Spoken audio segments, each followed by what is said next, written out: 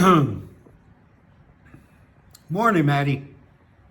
How you doing, bud? Where are we? There we are. So, you ready for more stories? I feel like I'm in good voice today.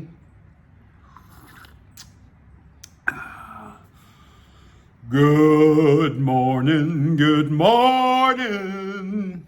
Yeah, all right. I had a weird dream last night. And I think let me just digress here for a second. 33 seconds in, and Steve can't stick to the topic.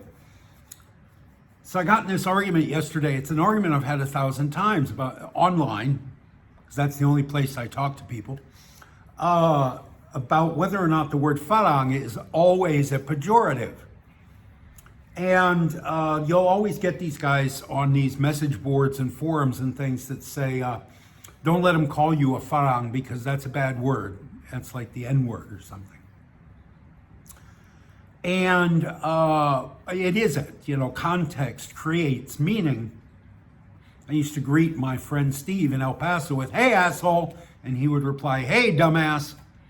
In that context, that's friendly talk between two buds in El Paso where all the men are thumping their chests and barking like dogs anyway. If you're in the Walmart parking lot in El Paso and a stranger walks up to you and says, hey, asshole, okay, different meaning, right? Context creates meaning. You go look up the word go or run in the dictionary. There's 100 definitions for the word go in the dictionary. For the word run, I run this company. My nose is running. That's a run-on sentence, right? 100 definitions depending on context. You have to know the words around the word to know what it's. Anyway, I always argue with these guys. And the thing is, they're always guys who don't know shit about Thailand. They're guys who just hang out in the bars, right? Nothing wrong with that. First time I flew to Thailand as an adult, I sat next to this black guy from the United States named Art.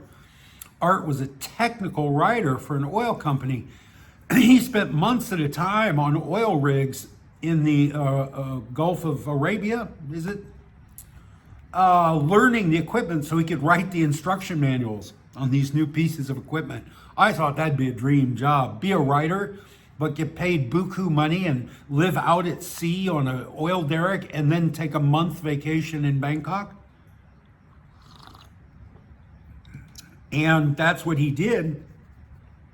He was coming back from the States. I think he'd gone for a course in computers because computers were taking over all the equipment. It was no longer monkey wrenches and screwdrivers. Now you had to run a keyboard to survey for oil at sea. So he'd taken some kind of course. They paid for him to go and paid for him to live in the States for a few months and take this course. So he's coming back to Bangkok on his way to the Middle East. And Art knew Bangkok, the sex scene backwards and forwards. He had a favorite stool in every bar on Patpong Road. He knew Soy Cowboy, he knew Nana, and that's it. That's as much of Thailand as he knew. And he was happy with that. He didn't speak a word of Thai, didn't eat Thai food, never left Bangkok, and never went to the Grand Palace, never took a boat ride on a canal, never did any of that. He just hung out in the bars and paid for sex and paid for beer and weed. We smoked some weed together. We hung out. We got to Bangkok and we hung out for a couple of days together, and then I went on to Phuket. Never saw Art again. But Art was a hell of a nice guy, and he knew everything there was to know about the sex scene in Bangkok. He didn't pretend to know whether the word farang is a pejorative in every situation or not. He didn't lecture on pick something Thai. It's very early in the morning.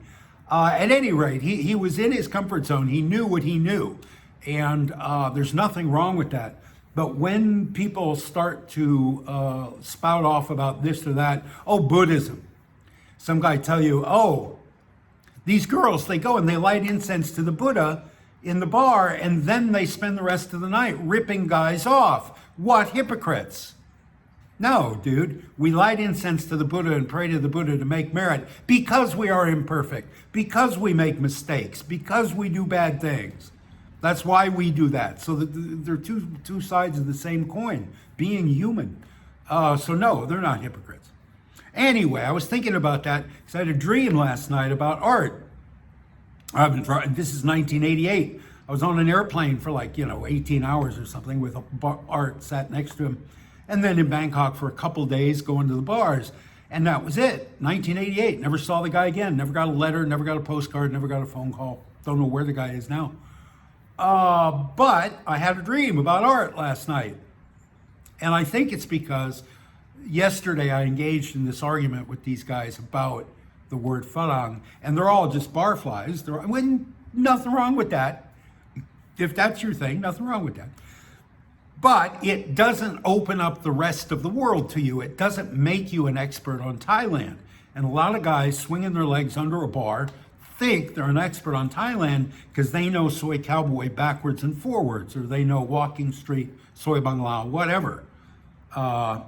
Same with the guys who follow some girl up country, buy her family the land, buy them the rambutan trees, buy them the pickup truck, build them a cinder block house with a tin roof, and he spends all his time on that farm with the family, and he thinks he knows Thailand because he's living like the natives. No. It's hard work to learn a subject. It's hard work. It takes study. All right, what are we reading? The Lion in Winter. I spent last evening at the Patong Resort, where the Lions Club of Phuket Andaman Sea were hosting their counterparts from the Lions Club of Penang, Georgetown. I go to these things for a variety of reasons, not least being that they are my only chance on this godforsaken rock to spill free food on the beautiful suit that Kun Narin at Raja Taylor's made for me when I got married. Another reason is that on an island where the expatriate community is self-divided into little ethnic ghettos, a Lions Club meeting is about the only venue where we all sit down together. There were about 100 men in the room at 10 tables. At my table last night, there were 3 Sikhs, 3 Buddhists, 2 Christians, a Muslim, and a Jew. Or you could look at it this way: 3 Thais of Indian descent, 3 Thais of Chinese descent, a German, an Italian, an Iranian, and an American.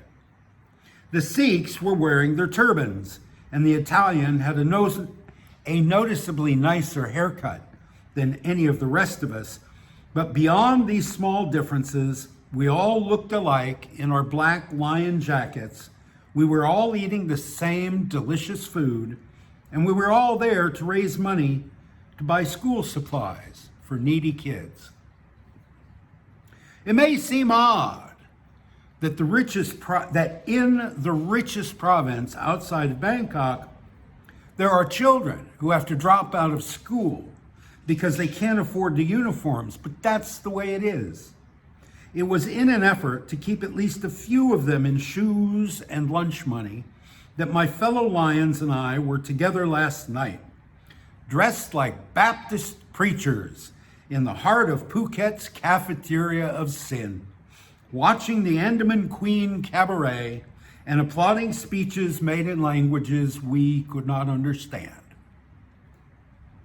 Since I have a visa run coming up, I was bitterly disappointed not to win the grand prize in the lucky draw, a free round-trip ticket to Singapore, courtesy of Silk Air. I bought 10 of the raffle tickets, but I'm still flying down to Penang on Kun Lek's pretty good airline next month. But at least now I have a fistful of business cards from the Georgetown Lions, so I don't have to spend those days watching movies and eating Big Macs at Komtar department store. And what I paid for my raffle tickets will buy a year's worth of pencils and notebooks for some kid I've never met and never will meet. So there's the free publicity that I promised my brother Lions and the Silk Air people, which is why they invited me to Lions Club meetings. This is a checkbook Lions Club, and typically you have to be wealthy to be in it. They invited me to be master of ceremonies at their banquets, and to write about it in the newspaper. And they made me a lion because of my skill with words. Now here's what this column is really about. And now looking back on it, probably Silk Air and the Patong Lions would have rather not been attached to this column.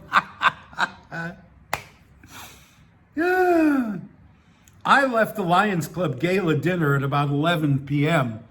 And since I told my wife we lied that I wouldn't be home before midnight, I walked out onto Soy Bangla. I picked a stool in one of the few bars I've never had a drink in, loosened my tie, lit a cigarette, and stuck my nose in a beer. That's when I met this guy. The guy was seated 2 stools down from me, and noticing my black jacket and the lion's pin in my lapel, he slid down and started a conversation.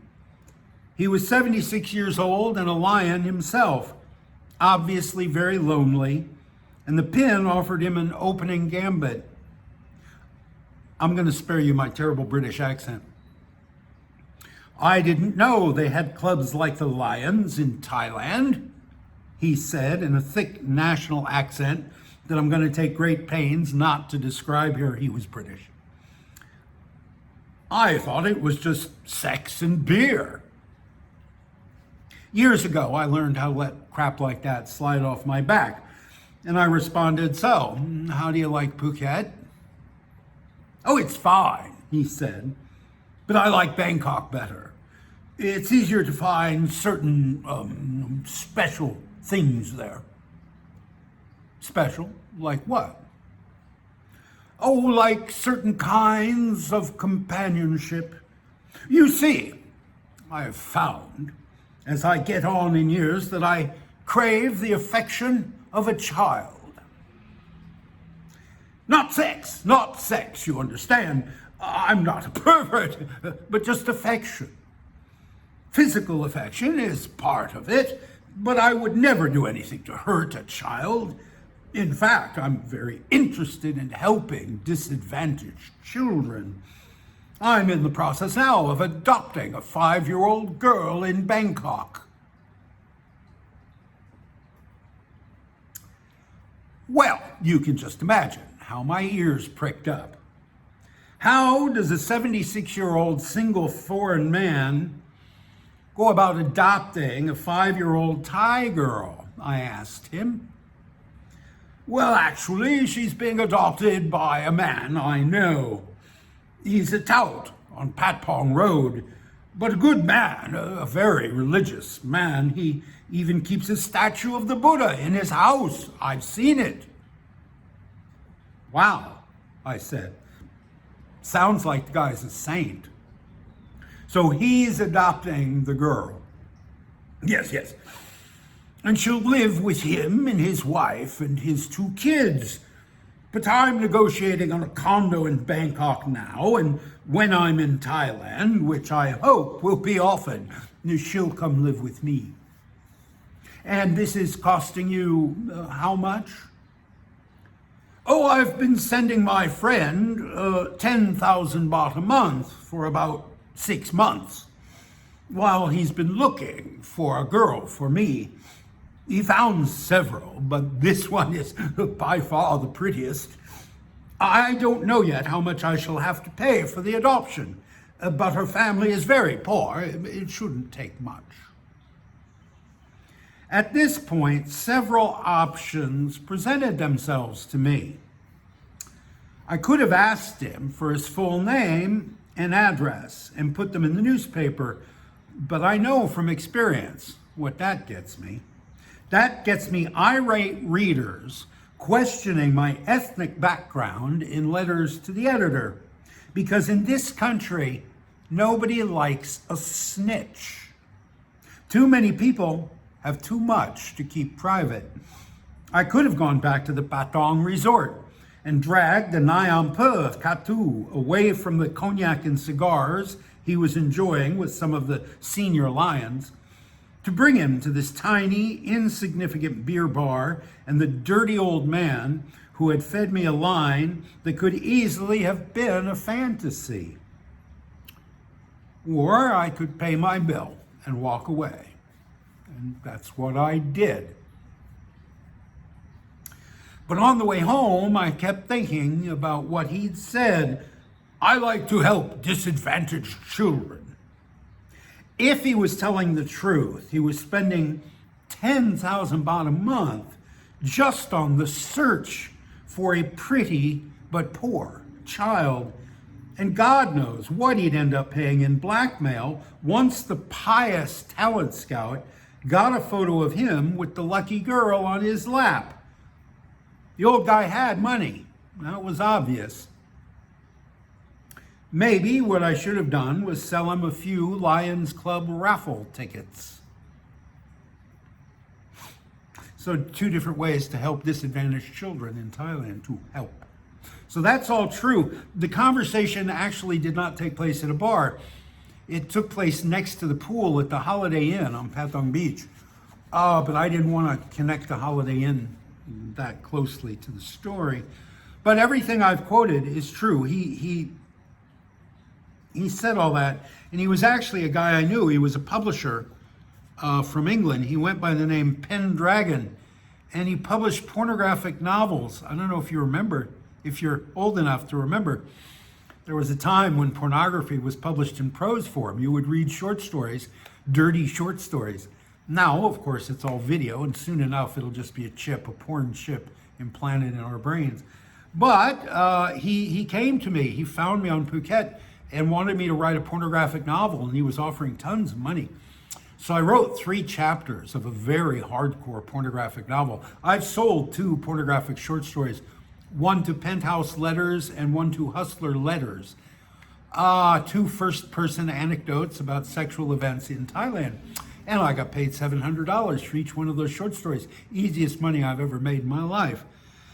So he found me and he wanted me to write a dirty novel, and I wrote 3 chapters. And then coming home from the Lions Club, I walked past the Holiday Inn pool, and this old guy is playing in the pool with a little girl, a little 5-year-old Thai girl.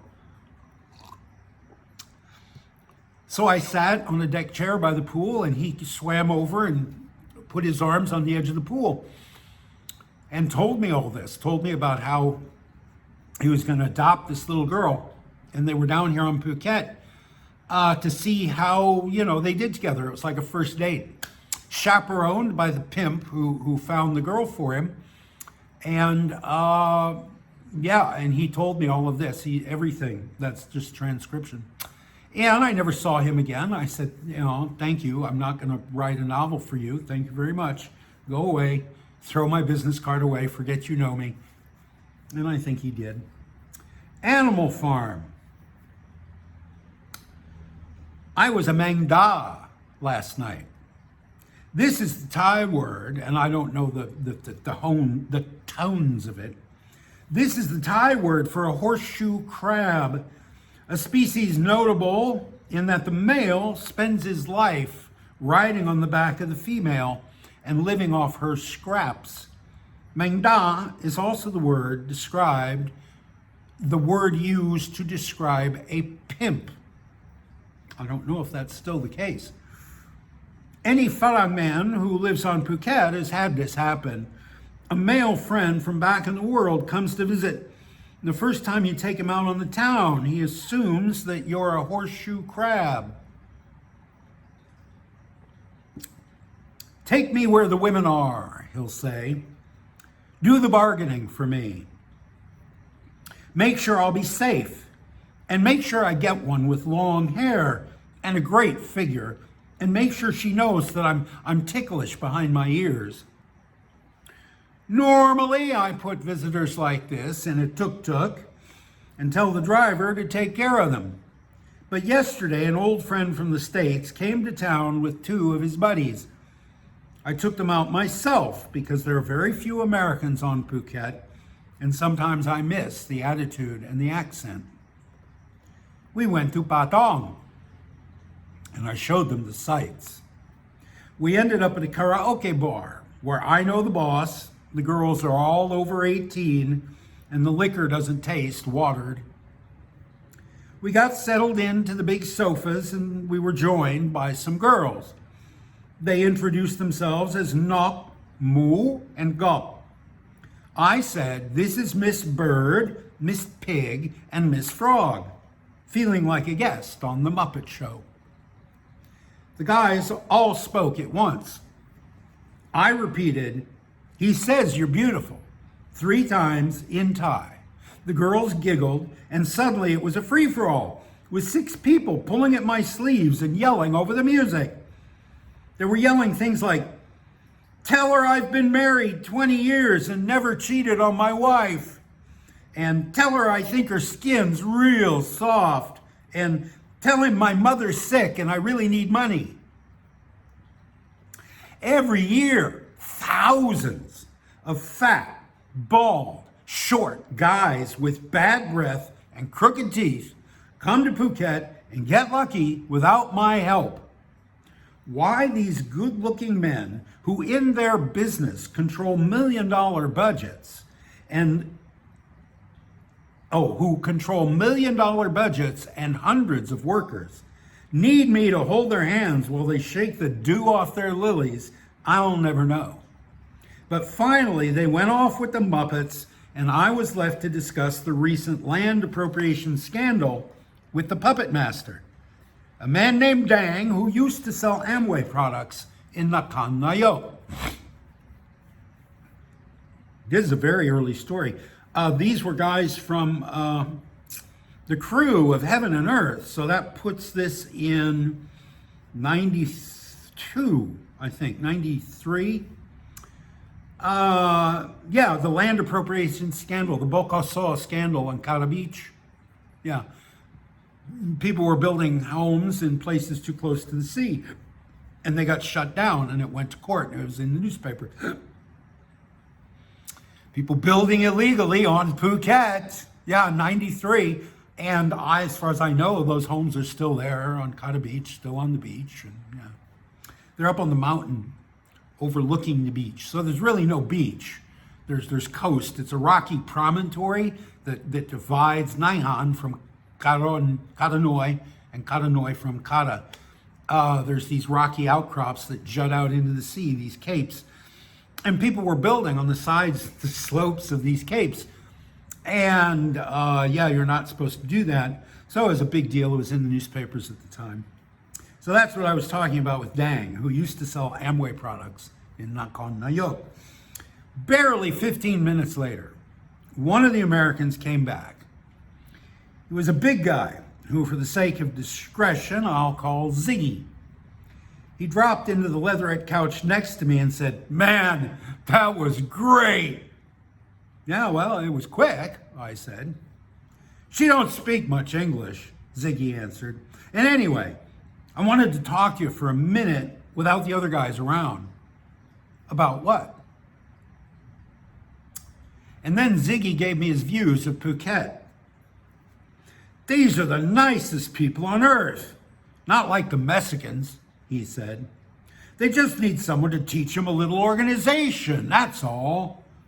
Based on one afternoon spent snorkeling off of Krabi, he declared the waters of the Andaman Sea to be the best diving in the world. He let me know that he's always loved Thai food back in LA, and he found it even better on Phuket.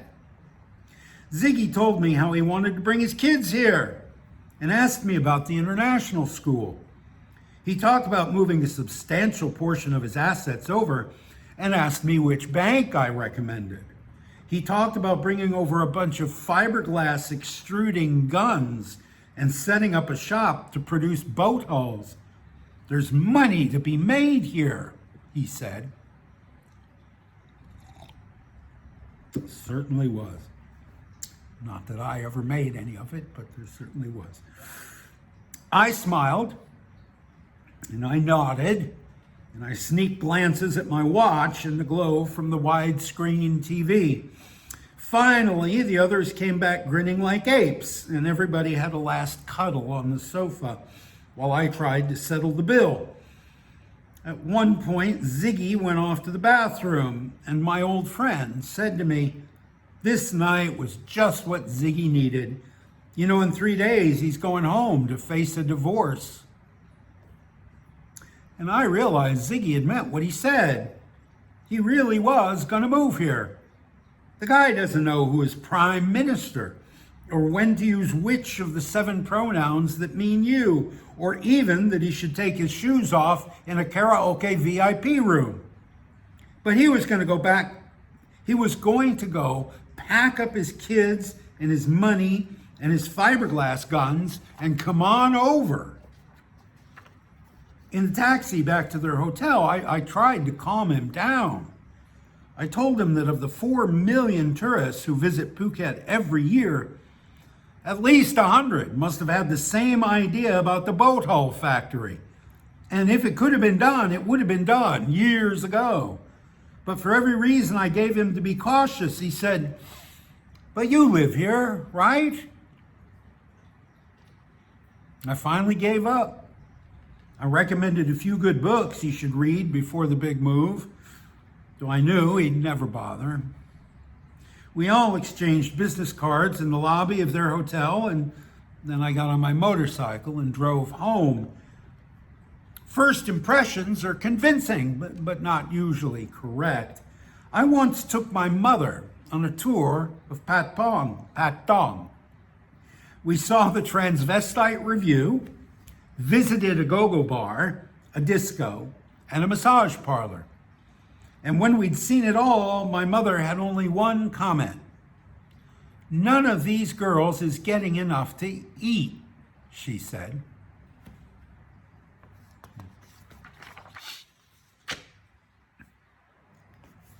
Three strangers. Oh, yeah, going shopping for for men. Last night, my wife sent me out to do some shopping, and I went quite happily. Amid the tawdry go-go bars, sleazy beer bars, and dreary massage parlors on Phuket, Ocean Department Store, in the evening, comes closer than any of them to the erotic fantasies of the average Farang male. Women outnumber men 20 to 1 there. And while even Richard Gere couldn't distract a woman shopper from a sale on Ferragamo footwear, a Farang man shopping alone and speaking polite, if not always grammatically correct, Thai is sure to draw the attention of every salesgirl on the floor. Still true. When a girl's working on commission, she'll vamp like her life depends on it. She knows that soulful eye contact and the casual pat of a soft hand on a masculine biceps will sell more pairs of Levi's than a full-page ad in Esquire. Parenthetical statement. Any man who's been there can tell you that a sales girl, anxious to make a sale and measuring you for a new pair of pants, sends shivers up your spine that no half-naked but bored bar girl sitting on your lap can match. Well, it happened to me once. I was being fitted for my wedding suit, and the young woman doing the fitting when she measured my inseam, she was very kind to my testicles. She, in holding the tape measure up with that upper hand, kneeling in front of me with that upper hand in my crotch, she worked that hand around a little more than she needed to. It was my wedding suit. She knew I was getting fitted for my wedding, but she was selling clothes, and she knew a little tickle on the sack would get me to buy, a second tie or something. I don't know what she was fishing for, but she had anything she wanted from me. After parking the car, I scanned Wilai's list, and among the tube socks and D-cell batteries, I spotted the item guaranteed to be my window of opportunity. Wilai wanted me to buy her a new jar of Lancome anti-aging cream. Weelai has an almost religious faith in Lancôme. Her vanity table looks like Dr. Frankenstein's lab, and I swear that if I slipped a human brain pickled in formalin in among the other bottles, jars, and tubes, she'd never notice. I gathered the other items on the list quickly and made my way to the cosmetics counter. As I approached, a bored-looking girl got up from where she was leaning on top of the glass case full of lipsticks and made patting motions at her hair. It was just a nervous gesture since her hair, makeup, and uniform were so perfect that she could have been extruded from some machine, like a plastic Barbie doll. She smiled nervously as I approached, no doubt worrying that her English wouldn't be up to the task of selling me cosmetics. I greeted her in Thai, and a look of mixed relief and curiosity creased the porcelain-fine skin of her face. Even though I knew Weelai's brand and could see the correct jar sitting on a shelf by the girl's left elbow, I pretended ignorance and asked the girl for something that would make a woman look younger. As the girl began to place various designer-labeled jars onto the cool glass countertop, we went through the, "Why do you speak Thai? How long have you been here? Do you have a girlfriend?" that all foreign speakers of Thai are used to. By the time we got to, "Where do you live? How much do you pay for your house?" we had been joined by two more perfectly coiffed and made up salesgirls/mannequins. Once introductions were out of the way, with "He speaks Thai" coming before my name to avoid any embarrassing faux pas, all three girls began to pitch the benefits of the small pharmacopoeia piled in front of me.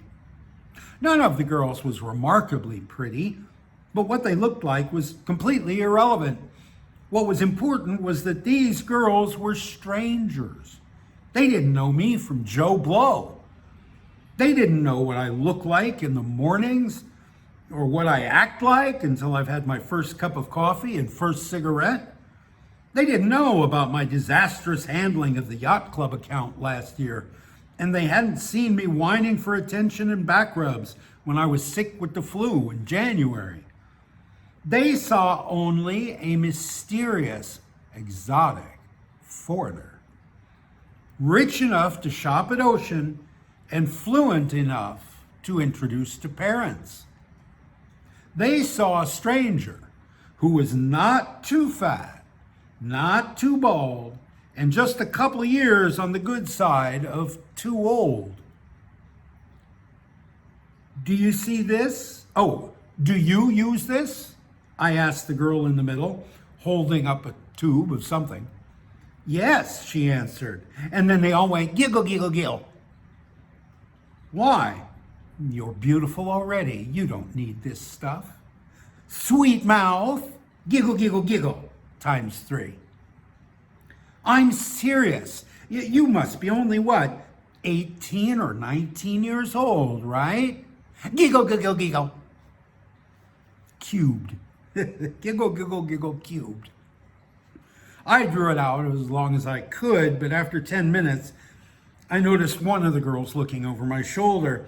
I checked the mirrored wall behind them and saw two young Thai men dressed in the grunge fashion that only the richest socialite or the poorest Isan-born day laborer would wear in public.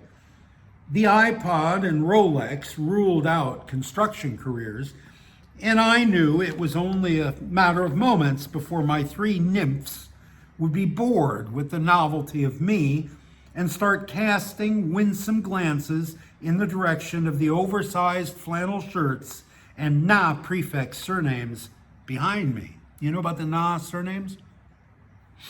So there's the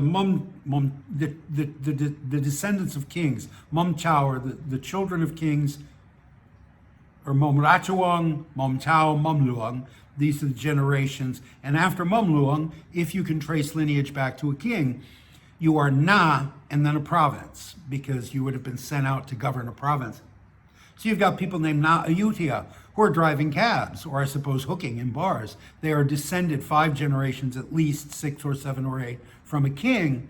You've got Na Ranong, Na Phuket, Na Ayutthaya, Na Songkhla, Na whatever, Na. So these young men, these wealthy young men, I describe as having Na prefixed surnames.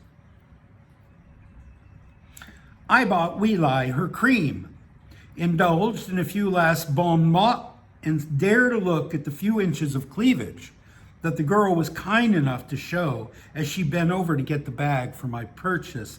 I thought it was sweet of her to throw an old dog that bone, and I left Ocean with a spring in my step. I love to flirt, man. At this age, Jesus Christ, sex is drama. Flirting is fun. Flirting with shop girls, that's fun as hell. When I got home, Wee Lai was grateful that I'd bought her cream, but angry that I'd forgotten to pick up the kilo of boned chicken that was meant to be last night's dinner. You always forget the groceries, she railed. How are we supposed to eat? I apologized and walked up our soy to buy some noodles for dinner. What Wee Lai doesn't know is that the Muslim matrons with their blood-spattered smocks who control our local fresh market don't like me much, because I know what a kilo of chicken should cost and how to tell if it's fresh. My grandpa was a butcher. On the other hand, the teenager who sells noodles at the mouth of our soy thinks I'm a hunk.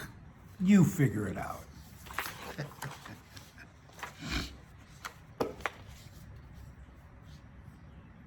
Oh, goodbye, Mr. Chips. So before I started writing this column in The Nation, any newspaper columnist in Thailand was writing pro-sexpat columns. The idea of the sexpat still had this kind of heroic Somerset Maugham, Graham Greene kind of romantic aura around it, to be a dissipated drunkard in a bar in Patpong or Soy Cowboy. That was seen as an adventure, and you're an iconoclast, you're a rebel, right? And people wrote novels, lots of novels in those days, about that kind of character. They no longer do. Well, they do, but they publish them themselves. No publisher in Thailand would ever touch that shit today. But in my column, my editor, when they hired me, she said, we want you to write about your wife, your kids, your job, your dog, your maid. Don't write about the bars. And I said, okay. But the bars were where you found stories on Phuket. So I still kept going to the bars. And as you have seen, I would find stories in the bars and write about those. But I was careful not to glorify the sexpat or the sex tourist, because the editor would not allow that. But if I went completely in the other direction and knocked the sexpats, if I disrespected the long-term expats who spend every night sitting in the bars, Maddie, don't get offended, but if I was mean to those guys in print, oh, she loved it. And she said the mail, I didn't see a lot of the fan mail that they sent to the Nation for various reasons. Readers would send letters every week, and some of it I saw, some of it she would mail down to me on Phuket, and some of it she didn't bother, and some of it the mailroom didn't know who I was. I didn't have a mailbox in the mailroom, so I didn't live in Bangkok. I didn't work in the office. So a lot of the mail just simply got thrown away because whoever was sorting the mail that day didn't know who Steve Rosse was. But the editor saw a lot of it, and she said, I got really good response when I knocked the sex tourists on Walking Street. So this is one of those. Goodbye, Mr. Chips. I was waiting for Shaky Derek at the Secondary Sexual Characteristics Bar yesterday. The Secondary Sexual Characteristics Bar. I was going to tell him that I was finished teaching him Thai. About a month ago, Shaky caught me in a distracted moment and suckered me into giving him lessons. He then missed the first appointment, claiming a massive hangover, a condition that hadn't stopped me from driving all the way into Patong to teach him. I've never had a hangover. I've never drunk enough alcohol to have a hangover in my life. I'm not teetotal. You know, if I go to a wedding and there's a champagne toast, I'll drink some champagne. If I'm eating pizza, I'll have a beer maybe, if I'm with people. But I never drink alone, and I'm usually alone, so I don't drink enough ever to get a hangover. But again, for the purposes of this column, back then, and I think still, people don't trust a non-drinker. If you go out in a social situation, everybody's drinking, they want you to drink. Sitting there with a cigarette and a cup of Coca-Cola, that doesn't cut it. People get nervous. They want you to drink. They want you to be drunk, not just drink, but be drunk. If they're going to be drunk, they want you to be drunk too. So in these columns, I would say I drank, and thus violating the cardinal rule of creative nonfiction. You can't make anything up. I did in that case. About a month ago, Shaky caught me in a distracted moment and suckered me into giving him Thai lessons. He then missed the first appointment, claiming a massive hangover, a condition that hadn't stopped me from driving all the way into Patong to teach him. The second lesson he missed because he had to go to immigration for a last-minute extension on his non-immigrant Type U undesirable visa. And the next week, his excuse was a visit to the clinic to be treated for a case of sexually transmitted leeches. Shaky Derek showed up an hour late, coming directly from the hash run. He was soaked with sweat, covered with mud, and stinking of beer. He had on a Hash House t-shirt with the logo of the local club on the back, and on the front an illustration of a European man submitting an Asian woman to a particularly degrading sex act. For Shaky Derek, he looked pretty good. He levered himself onto the stool next to me, twitching like a doped racehorse, and seeing that my beer bottle was almost empty, he ordered us a couple more. Yeah, there was a t-shirt, you know, the Hash House Harriers, they would make new t-shirts, I think, for almost every run. This is a running club. They run overland, they run trails and jungle and stuff. And it's made up, back then, it was made up of a lot of barflies. And they would make t-shirts, and they'd all wear the same t-shirts when they ran. And they had a t-shirt that showed this bar girl on her knees in front of a Falang guy, and his pants were down around his ankles, and she's blowing him on the t-shirt. And they wore these in public. They wore these t-shirts in public. That's how clueless, absolutely clueless some of these guys are. It's a whole club of guys who had no idea how they were presenting themselves and how locals would perceive that. Absolutely no idea, or they just simply didn't care. I've got money. I don't care what these people think of me. I got money. I can pay them to do whatever I want them to do. The Hash House Harriers.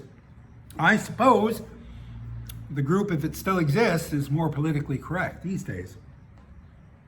Or simply more careful. You're painting it, you wear a t-shirt like that, you do anything like that, you're painting a target on your back. Any taxi driver, any bar girl, any tout, any pimp, any bouncer will take any opportunity to fuck with you if you present yourself like that. Normally, Shaky Derek was twitching like a doped racehorse. Normally, Shaky drinks Mekong 2 pints per day, thus the nickname, Shaky. But on hash days, he sticks to beer. He shouted at the bartender, "Hey, nan, song sing beer, lek. With his tones, this translates as sit, transmit, beer thing, metal. But they know Shaky at the second sex, and they understand him. So the girl brought us 2 beers. You know, I told him, there are guys on death row that'd be embarrassed to wear a shirt like that. He looked down at his chest and said, "What? It's just a bloody cartoon." I don't like the second sex, and I hate to hang around in there. So I got right to the point. I don't want to teach you, Shaky, I said.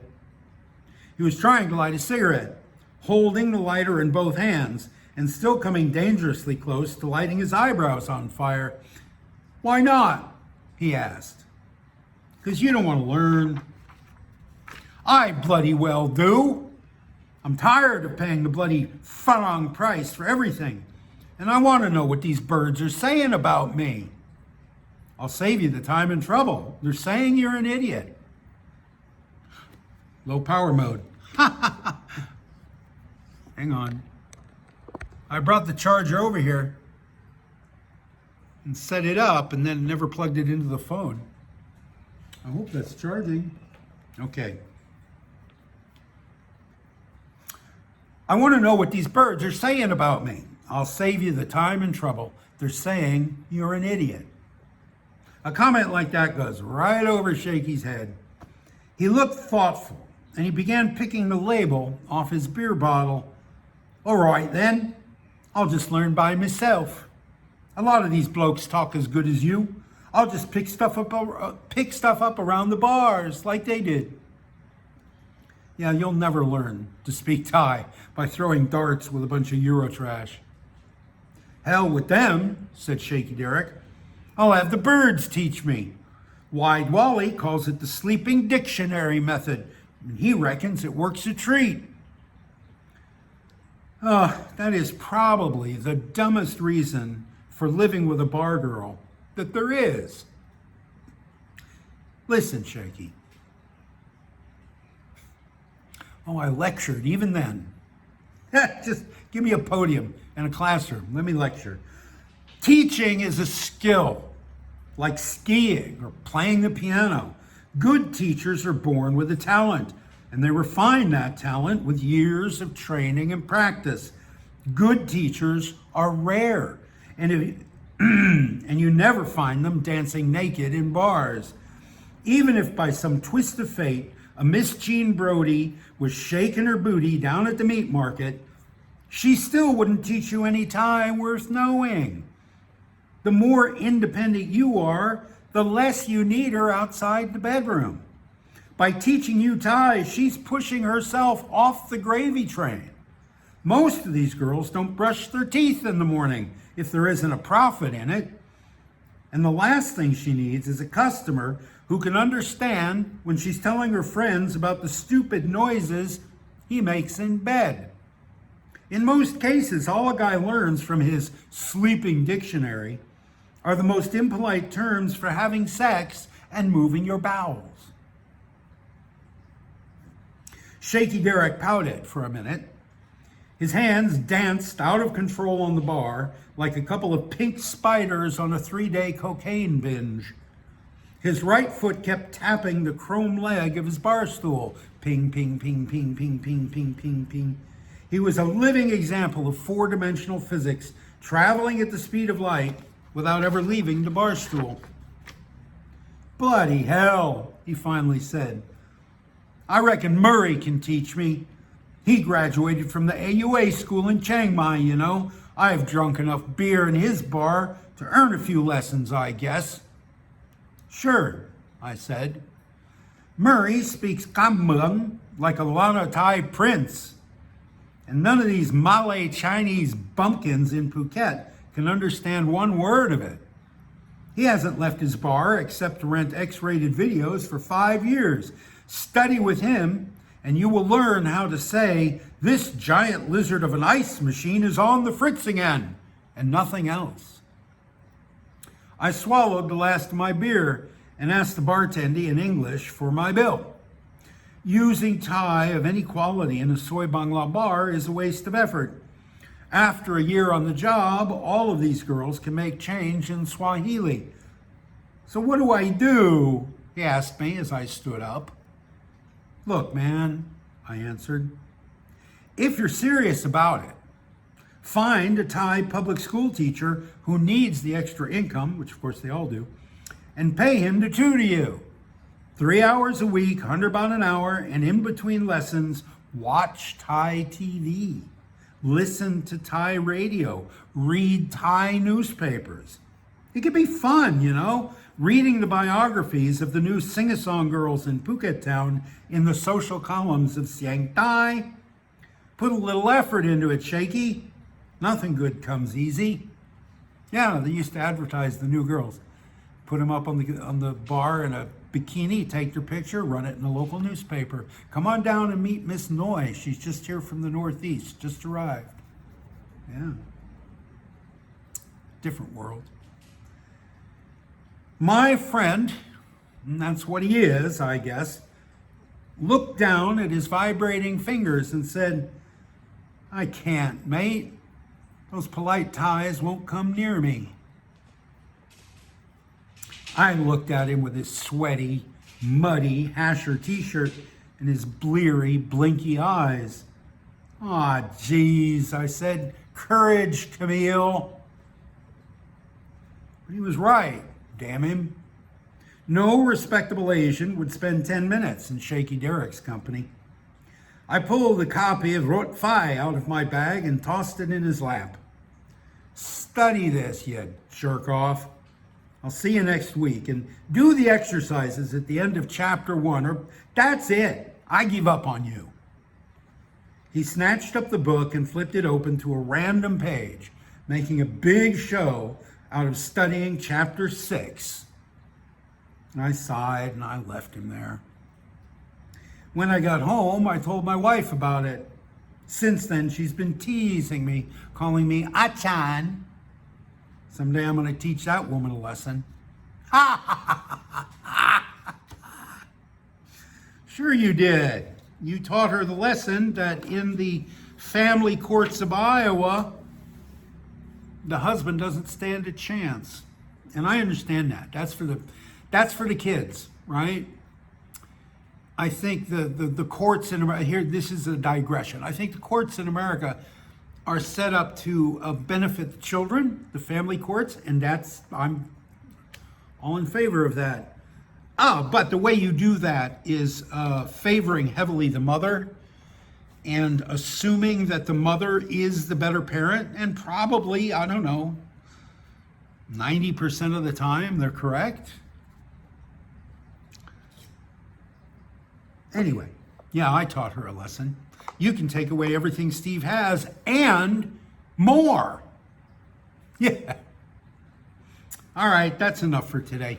Maddie, thank you for your attention. Again, thank you for the opportunity to do this. I'm kind of enjoying going back. Well, not kind of. I'm enjoying going back down memory lane. I'm going to go meet Baz, my friend Baz, and Bruce and Patrick. Yeah. For breakfast at 9 o'clock. I will have eaten twice by 9 o'clock in the morning. But yeah, there we go. All right, take care, bud. Talk to you later.